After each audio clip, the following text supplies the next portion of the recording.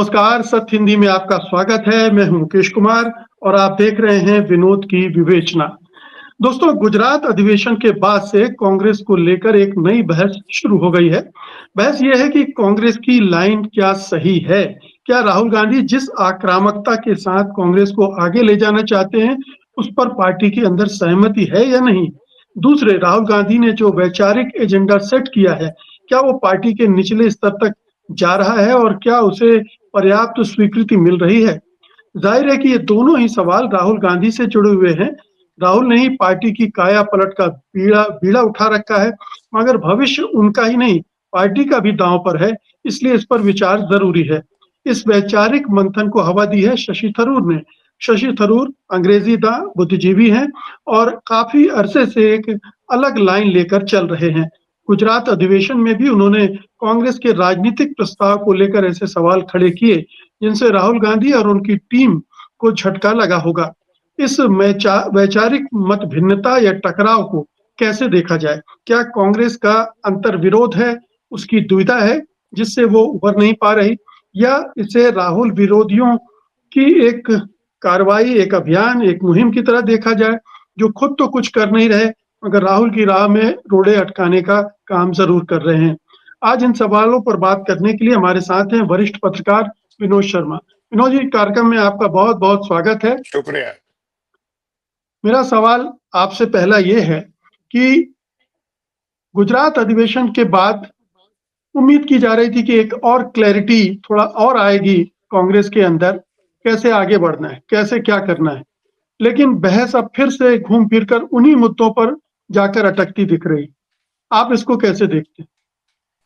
तो आपने बोला कि शशि थरूर ने कुछ बातें ऐसी उठाई जो लीक से हटके हैं कांग्रेस के हिसाब से। मैं आपको याद करवाता हूं आज के दिन, जो जयपाल रेड्डी हमारे मित्र और बड़े अच्छे विचारक, बहुत ही ईमानदार नेता, जिनकी बहुत इज्जत थी, हर पॉलिटिकल पार्टी में इज्जत थी उनकी। कांग्रेस में वो आए देर से लेकिन रहे कांग्रेस में। जब दिवंगत हुए तो कांग्रेस के ही नेता थे और कांग्रेस में ही साइडलाइन हुए हुए थे। वो अक्सर कहा करते थे डॉक्टर साहब कि कांग्रेस ने इतने लंबे समय देश पे राज किया, उसका मुख्य कारण क्या है, वो पूछते थे। मैंने कहा पता है, कहते हैं कि Congress was the first coalition to come to power. वो कहते थे Congress was an always was an implicit coalition of ideas. Congress में हर विचार की जगह थी, भले ही वो वाम विचार हो, दक्षिणपंथी हो, कोई भी हो। और इसीलिए कोई मामूली बात नहीं है कि जिनको आज के दिन लोग पूछते हैं, बीजेपी वाले खासकर, वो कांग्रेस के गर्भ से निकले हुए नेता थे। आप मदन मोहन मालवीय की बात कर लें, आप श्यामा प्रसाद मुखर्जी की बात कर लें, टू नेम जस्ट टू, तो वो लोग सब जो थे कांग्रेस से निकल के गए थे। नंबूदरीपाद कांग्रेस से निकल के गए थे, ईएमएस नंबूदरीपाद। तो Congress was an implicit coalition of ideas, और जब तक वो रही इम्प्लिसिट कोलिशन ऑफ आइडियाज, तब तक वो कांग्रेस के लिए रेलेवेंट रही, क्योंकि हर तबके के लिए, हर विचार के लिए वो ऐसी पार्टी थी, मदर पार्टी थी, जिसके लिए कुछ ना कुछ था उनके लिए। अब कांग्रेस विचार तरीके यूनिडायमेंशनल हो गई है। उसके कुछ कारण भी हैं, वक्त के साथ साथ रिक्वायरमेंट्स भी बदलती हैं। और आज हम जो बात कर रहे हैं, तो आज वहां अनाउंसमेंट हुई है कांग्रेस से कि कांग्रेस का संगठन सृजन अभियान गुजरात से आज राहुल गांधी शुरू करेंगे।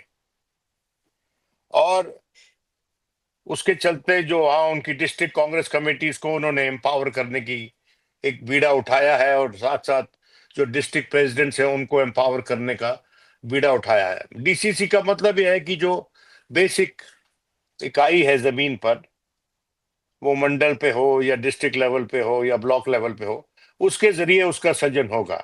जरूरी है, बहुत जरूरी है, होना चाहिए। लेकिन मैं ये पूछना चाहता हूं बड़ी विनम्रता से कि क्या कांग्रेस के पास आज के दिन वो लॉजिस्टिक्स है, वो ह्यूमन रिसोर्स है जो इस काम को, जो इस उद्देश्य को कार्यान्वित कर सके। जब कांग्रेस का अधिवेशन हुआ अहमदाबाद में, तो और वो साबरमती के तट पे हुआ, अच्छा अच्छा निर्णय था। बापू के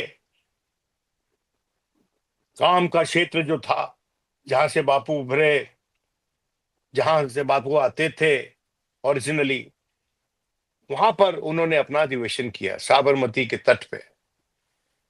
और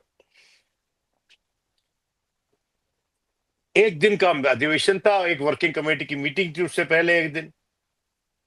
लेकिन जो मैंने बहुत से लोगों से बात की उनके लौटने के बाद, जो मैंने फीडबैक अर्जित किया, वो मुझे समझाता है, बताता है कि बड़ा ही वो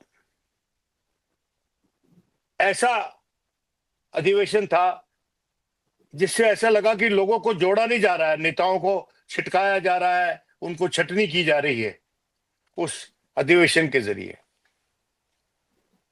और लू एंड बिहोल्ड, कोई एहसान हैरानी की बात नहीं थी कि उसके बाद एक ओबीसी, उनके ओबीसी कमेटी के जो अध्यक्ष हुआ करते थे अजय यादव, उन्होंने एक बयान दे दिया कि भाई मुझे रुखसत कर दिया गया है और मेरी जगह एक नए आदमी को लगा दिया है, अनिल जैन। वो अच्छे जरूर होंगे, हो सकता है कि उनका काम बेहतर लगा हो राहुल गांधी को और उनके सलाहकारों को, लेकिन उनको हाल ही में आया हुआ पार्टी में जुम्मा जुम्मा 2-3 महीने हुए हैं, और वो जो पार्टी की मदद कर रहे हैं, वो संविधान अधिवेशन जो पार्टी जगह जगह करती है उसमें सक्रिय भूमिका निभा रहे हैं। लेकिन जो अजय सिंह यादव जिनको निकाला गया, वो दूसरी कहानी बताते हैं। मैं किसी का पक्ष नहीं ले रहा हूं यहां पर।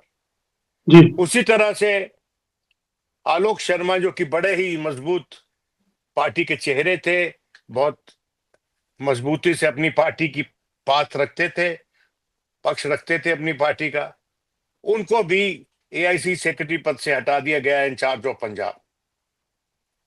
अब देखिए, दोनों पद बड़े सेंसिटिव और क्रूशल है जी। ओबीसी एक ऐसी कॉन्स्टिट्यूंसी है जिसके लिए कांग्रेस आउटरीच बना रही है, और परस्पर राहुल गांधी ये बात कहते हैं कि भाई हमने, और वहां भी कहा उन्होंने अधिवेशन में भी, कि हमने इन लोगों की उपेक्षा की और जो हमारी गलती थी। लेकिन मैं ये पूछना चाहता हूं कि जब आप किसी नेता को उसके पद से हटाते हैं, क्या उससे पहले बात नहीं करते? क्या उसको बताते नहीं? क्या पार्टी तो आप बड़े कॉर्पोरेट कल्चर के हिसाब से चला रहे हो। सुबह अधिवेशन शुरू हुआ एआईसीसी का, 5 बजे खत्म हो गया। मैं तो हैरान हो गया, भाई बड़े ऑफिस टाइम पे खत्म हुआ है। और वो जो उनकी पॉलिटिकल रेजोल्यूशन थी, जिसपे कि हमारे मित्र शशि थरूर बोले, मैंने आज तक पॉलिटिकल रेजोल्यूशन एक कौन, मतलब जैसे कि रैप अप होता है ना, राउंड अप स्टोरीज का एक राउंड अप होता है, उसी तरह एक ही रेजोल्यूशन में इकोनॉमिक पॉलिसी पे भी रेजोल्यूशन वही आ गई, और फॉरेन पॉलिसी पे भी वही आ गई, और पॉलिटिकल रेजोल्यूशन भी वही हो गई। ये सब जुदा जुदा रेजोल्यूशन होती थी पहले, और जिसको जो समझ आता था, जिसकी जो स्पेशलाइजेशन थी, जिसका जो इंटरेस्ट था, उसके हिसाब से पार्टीजन पढ़ते थे उसको, और उसमें ग्रहण करने की कोशिश करते थे। तो सवाल ये उठता है कि पार्टी कौन चला रहा है और क्या ब्लूप्रिंट है पार्टी चलाने का। आप हैरान हो रहे होंगे कि सवाल ये क्यों पूछ रहे हो। पार्टी चलाने के लिए पार्टी के अध्यक्ष है राहुल गांधी हैं, पार्लियामेंट्री पार्टी की चेयरपर्सन है सोनिया जी, और सोनिया जो पार्टी की जनरल सेक्रेटरी हैं प्रियंका जी, वो हैं, और लोग हैं।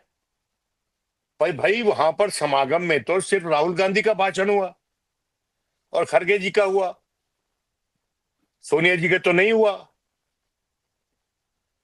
और प्रियंका जी का भी नहीं हुआ, वो तो थी नहीं, देश में नहीं थी, उन्होंने छुट्टी ले ली थी। तो मैं समझता हूं कि कुछ अटपटा था, कुछ बदला बदला सा लगता है मामला, जिसके चलते ये जो समागम हुआ, इसके जो उद्देश्य थे और इसका जो रिजल्ट होना चाहिए था, वो अपेक्षा से बहुत कमजोर रिजल्ट निकल के आया। आपने अभी और शब्द मेरा अपना, इस्तेमाल किया अटपटा। अटपटा सा क्यों लगा आपको? क्या ये एक्सटेंडेड सेशन था, मतलब फुल फ्लेजेड सेशन नहीं था? क्या इसलिए ये सारी चीजें वो छोटे पैकेज में कर दी गई होंगी? होंगी, एक्सप्लेन किया किसी ने क्यों कर दी गई? आप दुनिया भर के लोग यहां से ले गए, और नेतागढ़ जो हवाई जहाज में बैठे हुए अपनी तस्वीर शेयर कर रहे हैं और नेताओं के साथ। अरे भाई सही है भाई, उस पे अच्छा किया आपने, ये एक स्पेक्टर, एक ऑप्टिक्स क्रिएट करने होते हैं। लेकिन आप में से आपने कितने लोगों को जो पॉलिटिकल रेजोल्यूशन पे, अगर वो नहीं भी बोले, वहां पर बोलने की इजाजत नहीं दी गई, तो उन्होंने अपने स्तर पे कुछ उस पर टिप्पणी की? कोई सीरियस पॉलिटिकल एनालिसिस किसी ने करके बताया क्या? कौन था वहां पर पार्टी के स्पोक्समैन अधिवेशन का? आपको याद है? आपको पता है? मुझे तो नहीं पता भाई। मैंने तो जयराम रमेश को बोलते हुए नहीं देखा पार्टी के अधिवेशन पे। मैंने पवन खेड़ा को नहीं बोलते हुए देखा। शायद मैंने सुप्रिया श्रीनाथ की भी आवाज नहीं सुनी। हाँ, केसी वेणुगोपाल जी बोल रहे थे। और देखिए, मैं डॉक्टर साहब, एक बार यूपीए की बात है, एक टेलीविजन पे प्रोग्राम था और उसमें संयोगवश दूसरा गेस्ट जो थे, वो हमारे कांग्रेस के former home minister Shivraj Singh Chauhan, बड़े नेता, लोकसभा के स्पीकर भी रहे वो। शिवराज पाटिल। तो शिवराज पाटिल, हाँ सॉरी, शिवराज पाटिल। तो उन्होंने, एंकर ने सवाल पूछा शिवराज पाटिल से और मुझसे, दोनों से, ये बिना बताए कि कौन जवाब दे। तो सवाल सुन के वो, सवाल ये था कि भाई कांग्रेस को, जो अभी वो हुआ था, कांग्रेस का फेरबदल हुआ था, उस पे सवाल था। तो जवाब मैंने दिया कि भाई कांग्रेस प्रेसिडेंट को दो पॉलिटिकल सेक्रेटरीज की क्या जरूरत है। हुआ ये था कि अहमद पटेल के साथ साथ अंबिका जी को भी बना दिया गया था। तो मैंने कहा, why does the Congress president require two political secretaries when she has an entire working committee for political advice? तो बात हुई, थोड़ी सी बातचीत हुई, और शिवराज जी ने बोला, अपना पॉइंट ऑफ व्यू दिया। उसके कुछ एक अरसे बाद कहीं मैं आकस्मक सोनिया जी को मिलने चला गया, तो शायद उन्होंने शो देखा था। तो उन्होंने कहा कि इसका एक मुख्य कारण ये था कि I didn't want impression of a single power centre around me और नियर मी। ये जो ये जो बात सोनिया जी की है, पता नहीं उन्होंने राहुल जी को बताई है कि नहीं, लेकिन मैं बता रहा हूं, अगर उन्होंने नहीं भी बताई तो there are a lot of lessons for Rahul Gandhi to learn from this statement. किसी भी पार्टी के कोई भी, देखिए माजी में भी होता था कि भाई धवन जी, इंदिरा जी के single point, single window clearance है, नहीं। माखनलाल फोतेदार को क्यों लाया गया था? जब इंदिरा जी अपने कमरे से, घर से निकलती थी, गाड़ी तक जाती थी, उस वक्त उनका बस्ता उठाते थे आर के धवन। और जब वो उतरती थी अपने दफ्तर में बाहसीत प्रधानमंत्री, तो उस वक्त जो उनका बस्ता उठाकर दफ्तर तक ले जाते थे, वो होते थे M Fotedar. There was a clear and present division of labour. ये बात सच है कि Dhawan was a very powerful aide of Mrs Gandhi. ये बात भी सच है कि माखनलाल पोतेदार जी बहुत पावरफुल थे, लेकिन अकेला पावर सेंटर नहीं था कोई। बिल्कुल। और एक बात और बताता हूं आपको मैं। एक बार जब बात हो रही थी, जब जयललिता ने सपोर्ट विड्रॉ कर ली थी अटल जी से, तो उसके बाद ऑल्टरनेटिव सरकार देने की बात हो रही थी जो नहीं दे पाई थी कांग्रेस पार्टी। तो उस दौरान बातचीत के दौरान एक जमावड़ा था शायद कृष्ण मेनन मार्ग पे, मुलायम जी के घर पे, और लालू वगैरह आए हुए थे, लालू यादव वगैरह आए हुए थे। तो थोड़ी देर बाद मुलायम जी आए, उनके साथ बगल में अमर सिंह जी थे। तो उनको देख के लालू मेरे को देख के कहते हैं, पता नहीं ये क्या करते हैं, इनको समझ नहीं आता है क्या? हमारा भी है। और उन्होंने वो जो उनके खास हुआ करते थे उनकी तरफ देख के बोला कि हमारे भी हैं, पर हम ये हमारे लिए खैनी लगाते हैं, हमारी राजनीति नहीं तय करते। पर ये जो है, ऐसा लगता है कि तो आधे खुद अध्यक्ष हैं दल के। ये देखिए, विनोद जी, वेणुगोपाल को लेकर बहुत बदमजगी पैदा हो रही। बाहर भी तमाम तरह की चर्चाएं होती हैं। ये जो एक पावर सेंटर आपने कहा, ये वेणुगोपाल इतने बड़े पावर सेंटर बन गए हैं कि राहुल गांधी पूरी कांग्रेस वही चलाने लगे। देखिए, नाम तो आप ले रहे हैं, मैंने तो नहीं लिया, लेकिन समझदार को इशारा ही काफी है। देखिए डॉक्टर साहब, हम और आप किसी व्यक्ति के विशेष पे अटैक नहीं कर रहे हैं। हमारा क्रिटिक जो है कांग्रेस पार्टी का, उसके सिस्टम पे है। कांग्रेस में सिस्टमिक फ्लॉज आ गए हैं जो कांग्रेस को दुरुस्त करने हैं। अगर उन फ्लॉज का कारण कोई व्यक्ति है तो उसकी किस्मत, उसका भाग्य। और अगर कोई व्यक्ति नहीं है और एक कोई रवैया है, एक अप्रोच है लीडरशिप की, तो उसको दुरुस्त करने की जरूरत है। लेकिन यहां पर एक कंपैरिजन बनता है। आपने जो नाम लिया उसका उनके प्रेडिसेसर के साथ, मैं Ahmed Patel, he was always below the radar. वो ऐसा ड्रोन था जो कोई भी रडार कैच नहीं कर सकता था उसको। कांग्रेस को बाहैसियत एडवाइजर्स, ऑर्गेनाइजर्स, पार्टी वर्कर्स, मतलब प्रमुख पार्टी वर्कर्स, ऐसे लोगों की जरूरत है जो सेबर जेट की तरह ना उबड़े हैं, जो ड्रोन की तरह सर्विलेंस करके रिपोर्ट करें लीडरशिप को कि जमीन पे माजरा ये है। और बहुत बार ड्रोन जो होते हैं वो अनमैन्ड होते हैं।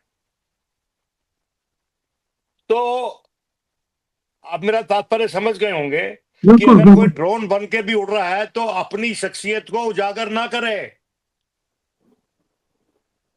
उनकी शख्सियत, किसी भी एडवाइजर की शख्सियत नेता से बड़ी नहीं हो जानी चाहिए कि ऐसा लग जाए जैसे कि उनके नाम पार्टी का पट्टा लिख दिया गया है।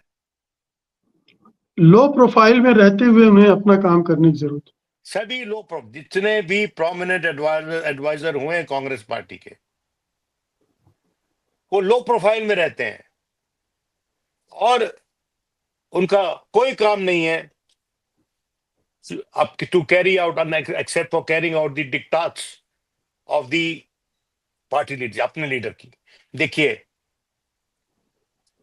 अगर चुपचाप से काम होता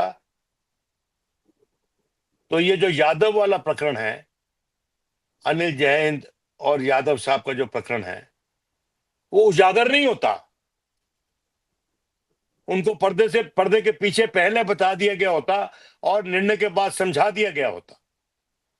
और पार्टी जो है वो एम्बैरेसमेंट से बचती। उसी तरह से अगर आलोक शर्मा को कोई और दूसरा पद दिया जा रहा है जिसकी की शायद कोई बातचीत है, तो उनको भी पहले बता दिया जाना चाहिए था। अब सोशल मीडिया पे इतनी तनकीद हो रही है सब इस निर्णय की कि सच में वो व्यक्ति जो था बड़ी फोर्सफुल आवाज था पार्टी की। बिल्कुल। और मैंने कोशिश की जानकारी हासिल करने की, भाई क्यों हटाया गया।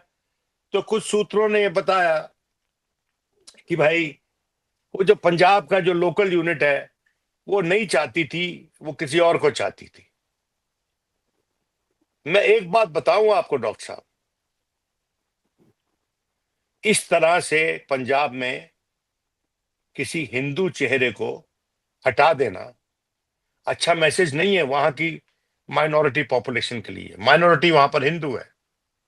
मैं हिंदू सिख का मामला नहीं उठा रहा हूं यहां पर, मैं उठा रहा हूं इस संदर्भ में ये मामला डॉक्टर साहब कि अगर आप पिछले इलेक्शन के रिजल्ट देखेंगे लोकसभा के, तो आपको पता चल जाएगा कि मैं क्या कह रहा हूं।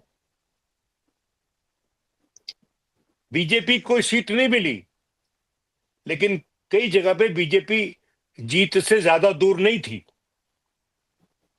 जिससे साफ साफ लगता था कि जो वहां पर हिंदू पॉपुलेशन है उसका झुकाव, नॉन सिख पॉपुलेशन है उसका झुकाव बीजेपी की तरफ था।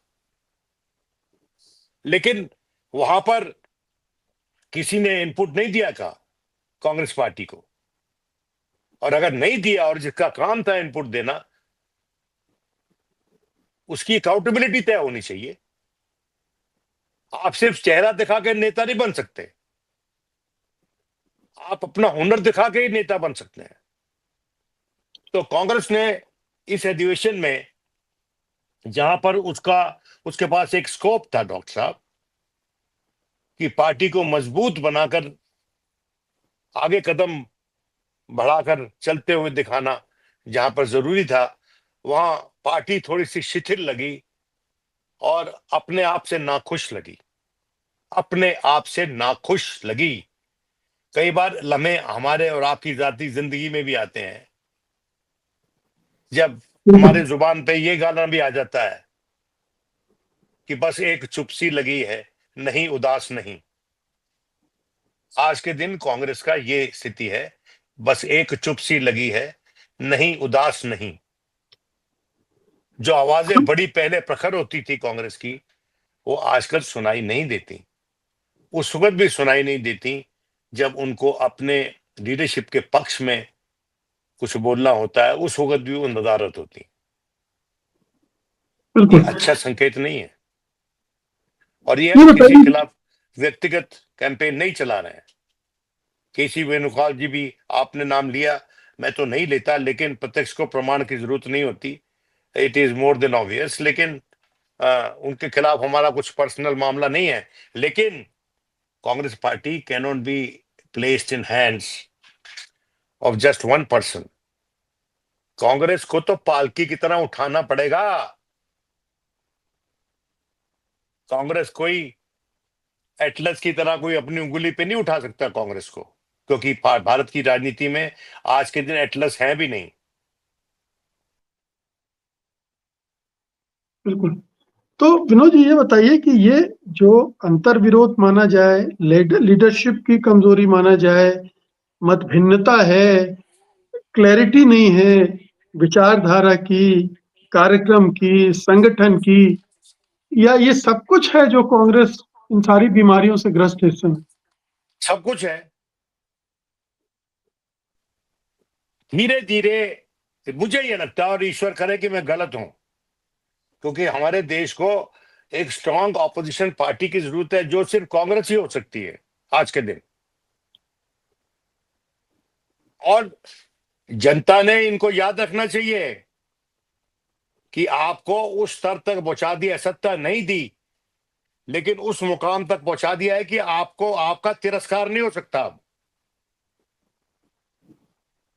और अगर आज के दिन भी आपका तिरस्कार हो रहा है कुछ तबकों में, तो आपकी गलती से हो रहा है। जनता की गलती से नहीं हो रहा। जनता ने आपको एडिक्वेटली एम्पावर किया 2024 में कि आप विपक्ष की प्रखर आवाज बने। अगर वो आप अपना दायित्व पूरा नहीं कर पा रहे हैं तो आप खुद ही रिस्पॉन्सिबल है ना, और कोई तो नहीं है रिस्पॉन्सिबल। आपका काम थोड़ा कर देगा जनता आके। आपको पावर दी है, उसने आपके एमपी जितवा के दिए हैं लगभग 100 के करीब, तो आप अपना दायित्व निभाइए। और आप इतनी बड़ी कांग्रेस पार्टी जो है, उसकी कोई पावर अटॉर्नी एक आदमी के हाथ नाम थोड़ी लिख सकते हो आप। कांग्रेस की पावर ऑफ अटॉर्नी कांग्रेस के इलेक्टेड प्रेसिडेंट या इवन गांधी फैमिली के नाम पर एक्सक्लूसिवली नहीं लिखी जा सकती। वो प्रथम है पंक्ति में, लेकिन सर्वोपरि नहीं है। सिर्फ वही नहीं है, और भी हैं, और जो और भी हैं वो नजर आने चाहिए। फॉर इंस्टेंस, मैं सुनना चाहता था चिदम्बरम को इकोनॉमी पे। फॉर इंस्टेंस, मैं सुनना चाहता था सलमान खुर्शीद को फॉरेन पॉलिसी पे। मैं सुनना चाहता था शशि थरूर को भी। शशि थरूर तो बोले, लेकिन Salman Khurshid would have brought that experience as external affairs minister to speak on foreign policy. तो देखिए, विपक्ष होता है डॉक्टर साहब, government in waiting. It should come across as a government in waiting ना।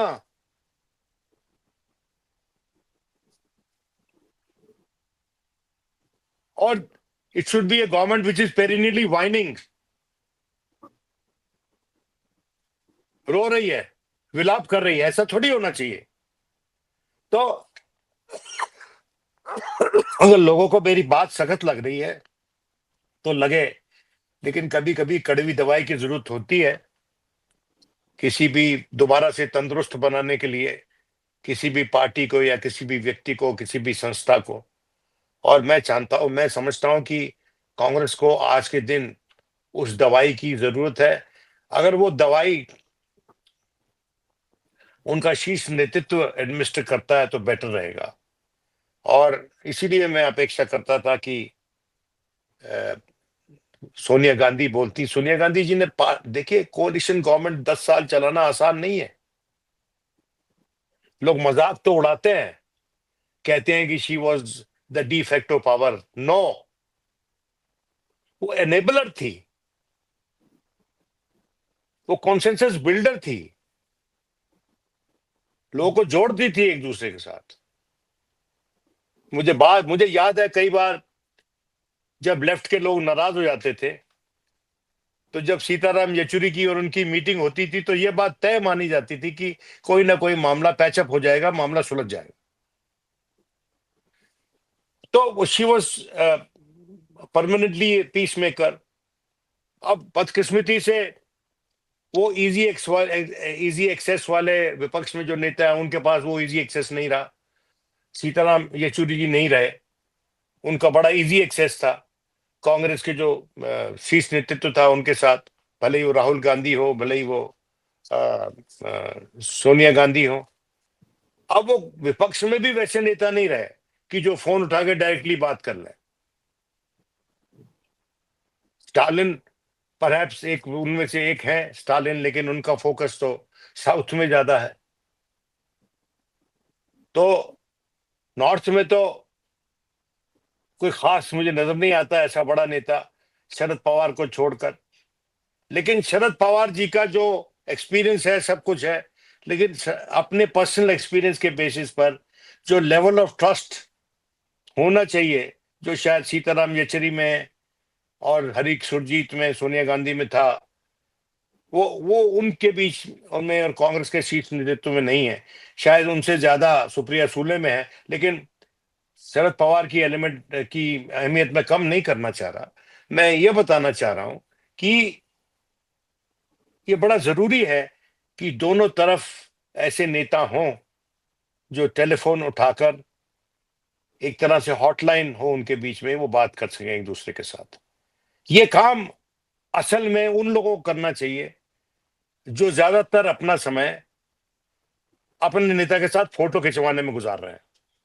हर फ्रेम में वो नजर आते हैं। भाई मुझे तो कभी कभी ये लगने लग गया कि भाई ये ये व्यक्ति है या तस्वीर है बापू की या इंदिरा जी की, जो हमेशा लटकी रहती है पीछे। इट्स वेरी हास्यास्पद। It's not good, it doesn't give a good impression. Leadership के बारे में लगातार ये महसूस किया जा रहा है कि अब पार्टी एक तरह से खड़ी हो गई है। राहुल गांधी ने उसे खड़ा किया है और एक जो नेतृत्व की कमी या वैक्यूम दिखता था पार्टी में, वो और खड़गे मिलकर उसको पूरा कर रहे हैं। लेकिन आपसे बात करके मुझे ऐसा लग रहा है कि अभी बहुत काम किया जाना है उसके स्तर पर। देखिए बात यह है कि जब से इलेक्शन हुआ तब से लेकर अभी तक लगता है कि मुझे कांग्रेस पार्टी जो है कसरत तो कर रही है, पर वो स्टेशनरी बाइसिकल पे कर रही है। जो रास्ता तय होना चाहिए, नजर आना चाहिए कि तय हो रहा है, गाड़ी चल रही है, वो नजर नहीं आ रहा। और अभी भी समय है, 4 बरस है लोकसभा के इलेक्शन में। इसीलिए जो वेल मीनिंग लोग हैं वो पार्टी के बारे में बात कर रहे हैं, उनकी पार्टी के बारे में बात कर रहे हैं। और जो लोग लोकतंत्र में विश्वास करते हैं वो भी करेंगे।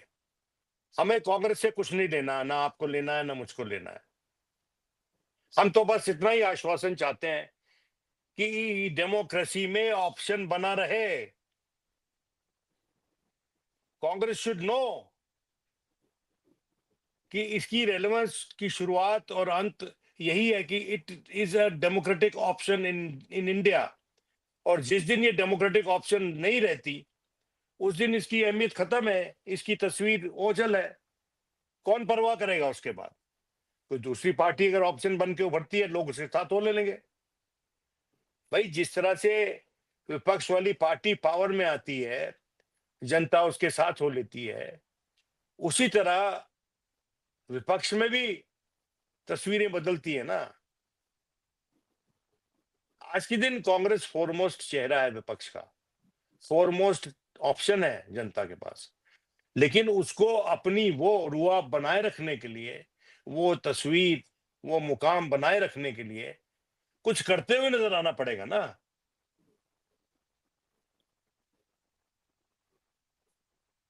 भाई बिल्कुल।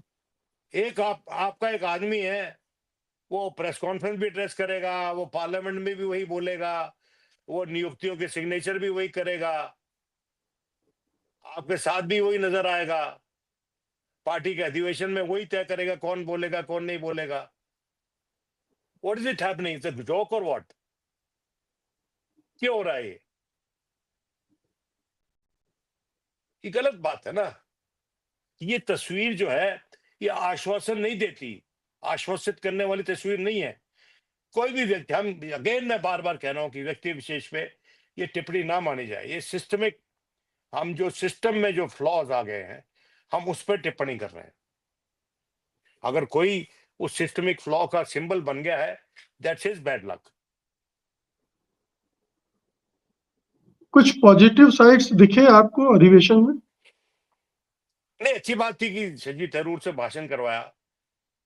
डॉक्टर साहब ऐसा है, जो आदमी वो मेरिट रखता है, मेरिट पे अपनी पोजीशन पाया है, जो आदमी किसी भी पॉलिटिकल पार्टी ज्वाइन करके उस पार्टी की अट्रैक्शन में वैल्यू एडिशन कर सकता है, उसकी लीडरशिप को नखरे भी झेलने चाहिए कभी कभी। क्योंकि वो लोग जो पढ़े लिखे होते हैं और उसके साथ साथ पॉपुलर पॉलिटिक्स में भी सक्सेसफुल होते हैं, वो नतमस्तक नहीं होंगे आपके साथ।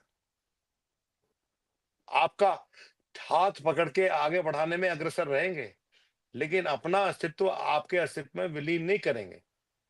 उनके भी कुछ नखरे हैं। जैसे माँ अपने बच्चों के नखरे झेलती है, उसी तरह पॉलिटिकल पार्टियों को भी अपने प्रतिभाशाली बच्चों के नखरे झेलने चाहिए। और ये सलाह सिर्फ पार्टी के लिए नहीं, उसके नेताओं के लिए भी है जो पार्टी चला रहे हैं।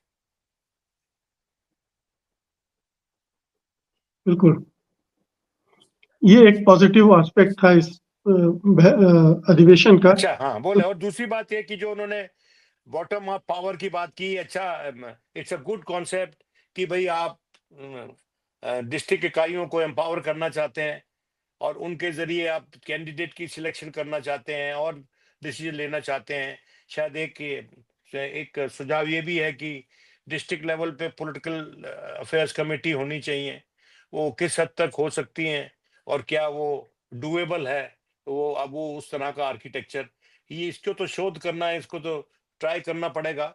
लेकिन वो the intent is good, it's a promising intent. But Congress के बहुत से इंटेंट प्रॉमिसिंग होते हैं, लेकिन वो when so far as intent is not backed by action, तो फिर इंटेंट भी नगण्य हो जाता है ना डॉक्टर साहब। बिल्कुल, बिल्कुल। अधिवेशनों में जो प्रस्ताव पारित होते हैं, अक्सर उनको भुला दिया जाता है। कमेटियां जी। बनती हैं, रिपोर्ट आती हैं, सिफारिशें आती हैं और फिर उन पे अमल नहीं होता। ये कांग्रेस का और एक दूसरा ये है, ये डिसाइड करना चाहिए कि जब इतना बड़ा अधिवेशन होता है, तो उनमें जो स्पीकर्स का लाइनअप होता है वो मिलजुल के तय होना चाहिए, किसी की विम्स एंड फैंसीज पे नहीं होना चाहिए। भैया, मैं पूछना चाहता हूं कि क्या कांग्रेस पार्टी के पास क्या एक ही अच्छा वक्ता था जो उसकी पॉलिटिकल रेजोल्यूशन पे बोला? पॉलिटिकल रेजोल्यूशन पे तो 3-4 लोग बोलने चाहिए, और भी बोले होंगे, लेकिन वो लोग जो है नोटिसेबल नहीं है। मैं हैरान हूं। अच्छा, उसकी तबीयत खराब हो गई थी, किनकी? चिदम्बरम जी की शायद। लेकिन जयराम रमेश से बुलवा देते, अच्छा बोलता है वो, उसमें कई कमियां है लेकिन ये उसका स्ट्रांग पॉइंट है। तो जिस चीज का स्ट्रेंथ है, देखिए किसी भी पार्टी को, एनी पार्टी, उसका स्वरूप क्या होता है? वो होता है the aggregate of the strength of its members. उसके मेंबर्स की जो स्ट्रेंथ होती हैं, उनका एग्रीगेट होता है कोई भी पॉलिटिकल पार्टी, भले ही वो ऑर्गेनाइजेशन स्ट्रेंथ हो, भले ही वो बोलने की शक्ति हो, भले ही वो मीडिएटर बनने की शक्ति हो। तो सॉरी, तो वो मुझे एग्रीगेट नजर नहीं आया। वो सार जो होना चाहिए ना किसी भी पार्टी की, टैलेंट का जो सार होना चाहिए, वो मंथन सही नहीं नजर आया मुझे होता हुआ। आगे कोशिश होनी चाहिए। और अब जो इम्प्लीमेंट करने जा रहे हैं गुजरात में, आज से शुरुआत है उसकी, तो देखते हैं क्या होता है। But our best wishes are there. At the बहुत सेम बहुत टाइम वी जी, promise to wish them well, also we promise to be their worst critics. बिल्कुल, बिल्कुल। शुक्रिया विनोद जी, धन्यवाद इस बातचीत के लिए। Thank you, नमस्कार। Dr. Bye.